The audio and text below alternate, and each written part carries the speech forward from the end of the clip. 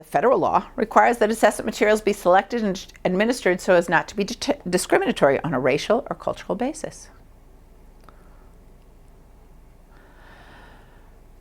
So these kind of biases lead to disproportionate referral, we know that. So let's think of one of the questions, which is your child afraid of dogs? Now in my world, I have a little puppy. She's 9.5 pounds. She's white and fluffy. She's never bitten anyone in her life. And when I ask that question, someone says, my child is afraid of dogs, I might say, what's wrong with that child? Because how could they be afraid of such a cute puppy? We think this picture. However, a lot of kids live in neighborhoods where this is the dog. And if they're not afraid of dogs, then we say, what's wrong with that child? There's something funny going on. Okay, so here we have a disconnect between what we expect children's experiences to be and what they really are. Those dogs are about the height. Their face matches to the face of a preschooler. So if you're not afraid, you're crazy. I like to say, name those biases. Da, da, da, da, da. So now we're going into the game show mode. Let's see. Name those biases, activities of daily living. Many of us look at, you know what I love? So many of us do the same thing. Does the child use a spoon? OT. Psychologist. And educational evaluator. Why do we all need to find that out? Can the child tie one shoes?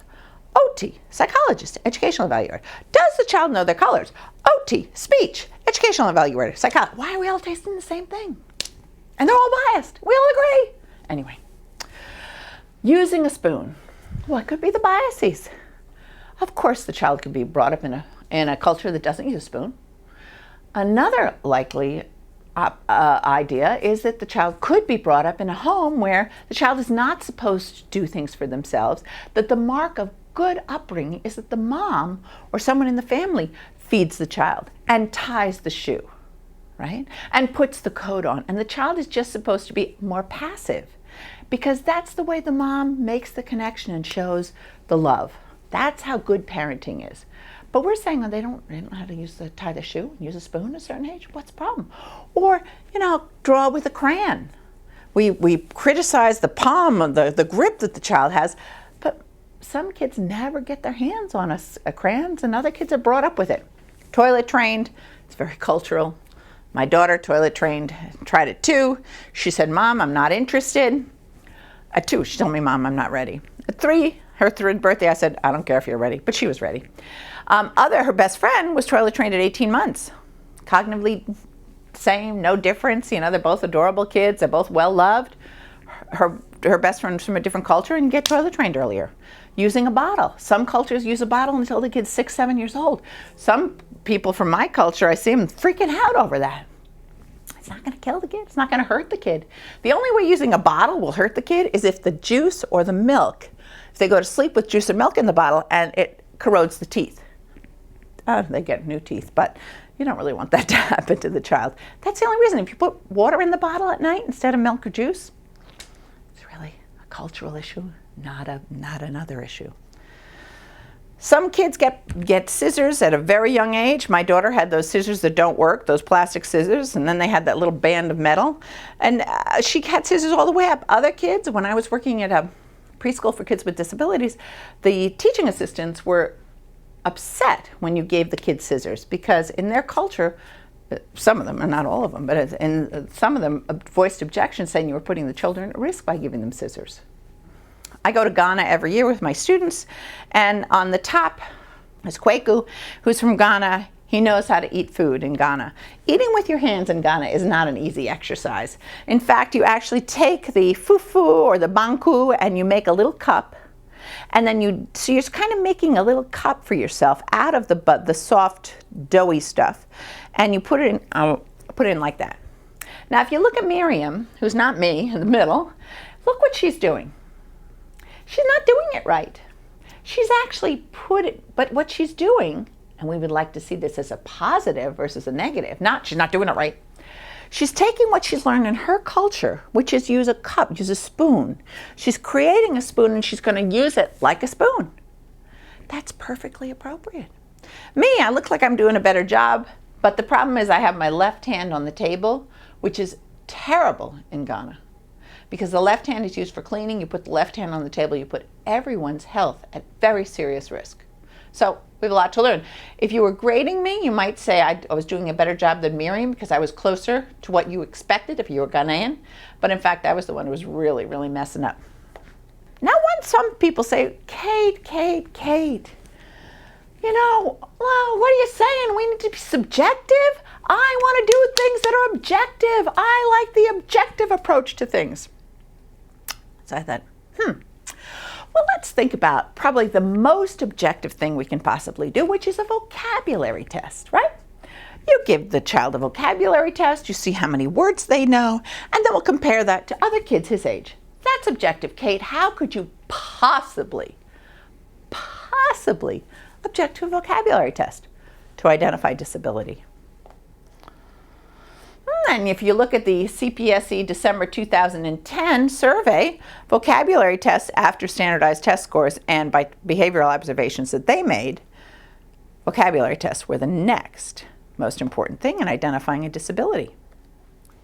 For me, my culture, mainstream American middle-class school-oriented culture, labeling is part of my life. Colors, body parts, shapes, numbers, letters, you name it, I'll label it. My best friend, who's a theatrical agent, came over when Caitlin, who's now almost 18, but she came over to my house when Caitlin was 3 days old. And she held Caitlin, and she looked at Caitlin, and she said, eyes, nose, mouth, cheeks. She was already showing me what to do culturally with a little girl, little person.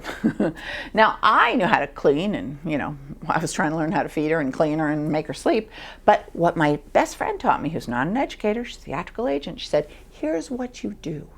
You show body parts at 3 days old. My brother, my older brother, came by and brought, of course, before she was born, Pat the Bunny, because also in my culture, you introduce books before they're born.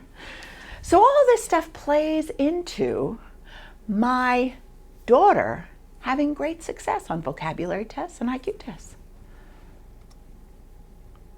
But what happens when the cultural context of the tests clashes with the cultural and linguistic background of the child? So in my case, in my family, because we're mainstream American middle-class school-oriented culture, and the tests are geared for mainstream American middle-class school-oriented culture, seamless. Kids do great. What about when you come from a home where it's a different kind of cultural and linguistic background? So this is research from Woolfolk, cited in Roseberry-McKibbin's wonderful book, 2008, and they had a mother from a low socioeconomic background.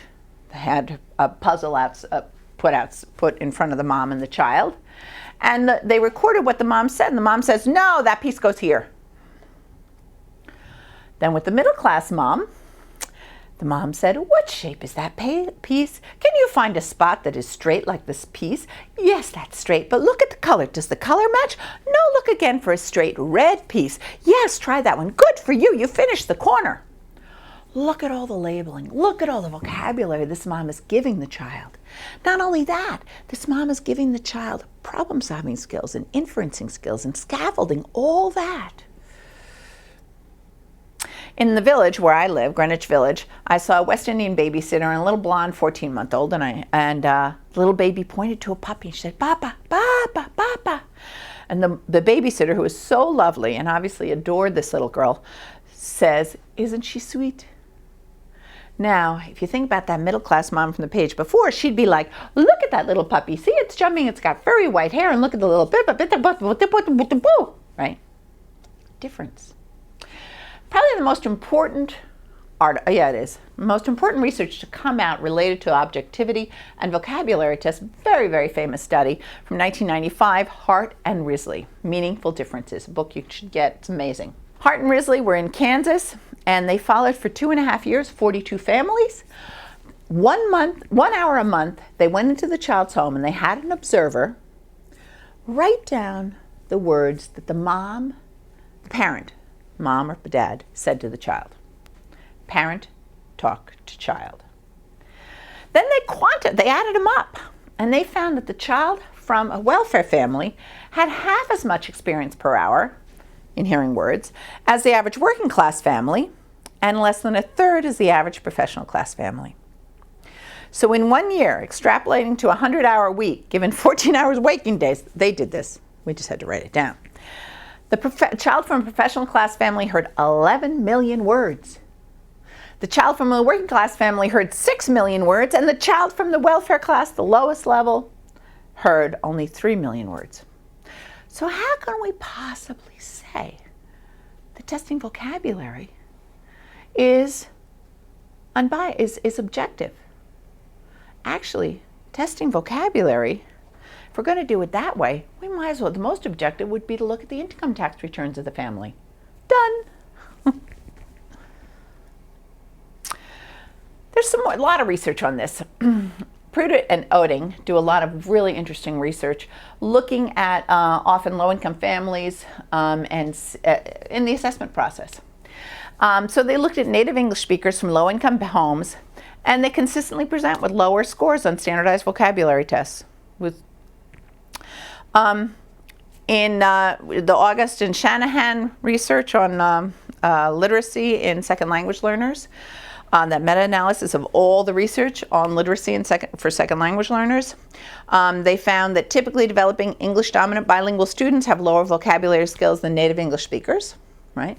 Now, just heard some really interesting research just last week from a French-Dutch speaker that said babies at about 13 months have greater vocabulary, about 70% greater comprehension of vocabulary if they're bilingual than if they're monolingual. They looked at French monolinguals, Dutch monolinguals, and French-Dutch bilinguals. Really interesting research. However, by the time the vocabulary that we're looking at is not naturally acquired. The vocabulary that we're looking at, for the most part, is things that low incidence words that would be acquired from a family from either high quality preschool education or parents who have high income levels. Evaluations of early sequential bilinguals, here's our 3 to 4 year olds, by a single word vocabulary test show that these kids have lower than average skills in both of their languages. So think about using that, using vocabulary tests. Again, the bias is so strong for kids from socioeconomic level and kids who are English language learners, even English dominant.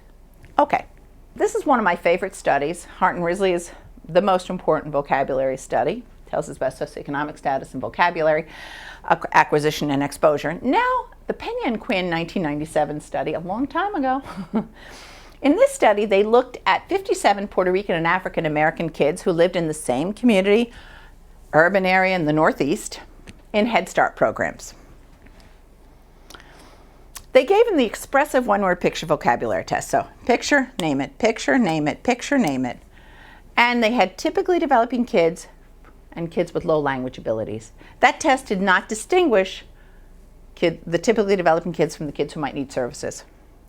However, the comprehension subtest of the Stanford-Binet, not the current Stanford-Binet, not the Stanford-Binet 5, the one right before that, did distinguish the two groups because it looked at function and not labeling.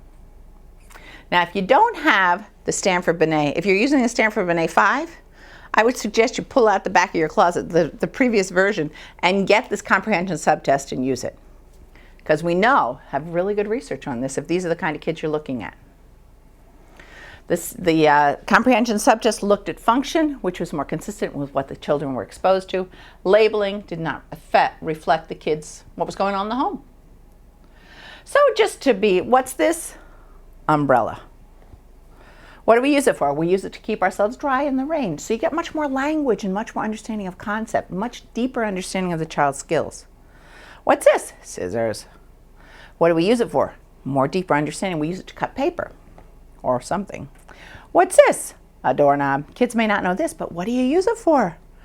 We use it to open doors. We turn it or we use it to lock things. So you learn so much more about the child's deep conceptual understanding by looking at function anyway.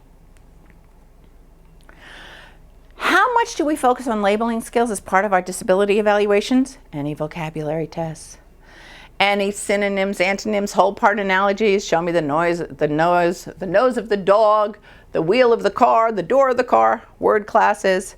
Name all the animals. Name all the food you can. Name all the occupations. Go! And preschool and early elementary test items, checking for colors, body parts, shapes, letters, numbers. Off we go. Lots and lots of focus on labeling. We're focusing on socioeconomics. That's what we're focusing on. We have to be really careful what we think cognition is. Now, I got this from some work I was doing in California, but it's consistent with description of what the IQ tests are generally looking for at the preschool level. A child's knowledge of body parts, colors, numbers, general information, as well as how the child uses information to solve problems such as building with blocks or solving puzzles. Now, let me tell you about my daughter, Caitlin. When she was little, we had 500 maple, I think they were maple or blocks that we had in the bookcase in the living room, and she would take out and make these huge, huge structures out of them. And she was a genius at block making. Why? Because we had them all the time, and it was this family activity. We also, when we go down the shore, my whole family gets together one week out of the summer down the shore, Jersey Shore, yes. And we get at the puzzles, and my sister-in-law brings a 500-piece puzzle and a 1,000-piece puzzle, and the entire family, I hate them, but I don't hate them, but I don't like them as much as most of the other people, works on them. I even work on them. But my daughter does it. All the kids from the 4-year-old up through the oldest one is now 22, all working on them. So when you give them a test to identify cognition, well, they're going to breeze through it because they've had years of experience within their family developing these skills. What about a kid who doesn't have blocks? What about a kid who hasn't had those puzzle experiences? We're testing them in the same way with the same criteria? Doesn't make sense. A lot of color stuff. Here's the Bailey, the Battelle. Don't ever use the Battelle. It's one of the most mainstream American middle-class based tests I've ever seen. Here I went through the PLS 5 English, just came out in May or June of 2011. And you can go through this and look at all the items that are vocabulary based. They're looking at these crayons, show me colors. Name the thing that chases mice. Instead of showing a picture of a mouse and saying, what does it do? Look at these pictures, point to them, that's all labeling. Show me your shirt, show me your pants, show me this. Look at this picture, what is it? Show me a star. It makes me crazy. Star, circle, triangle, square, all labeling. Body parts, and then my favorite, advanced body parts. When I used to work with kids with disabilities, I would tell the parents, teach your kid elbow and shoulder, and when they do the testing, they're going to think they're a genius. It's still true. More. My problem with these is post-noun elaboration, the white kitten that is sleeping, the small black kitten that is in the box. Why are we using colors? You're speaking to my culture. Other cultures are not that focused on colors. It's just not that big a deal. I'll show you that in a moment. Here's a few of the ones that I like. What do you use to drink water? What do you do when you're hungry? I like those logic questions. What do you do with your coat? These are ones that I like, that I would use, that I do use. These kind of. This is a good one, new one. What do you do if you get food on your shirt? Why do we brush our teeth? Why do we wear shoes? Those are interesting ones to ask. You get good language out of them. How many kids have been misidentified by thinking that we were doing the absolute most objective and clean kind of assessment by giving vocabulary tests? When the cognitive results agree with the educational results, which agree with the speech report results, which agree with the OT, well, we all found a disability. Oh my God, how could we all be wrong?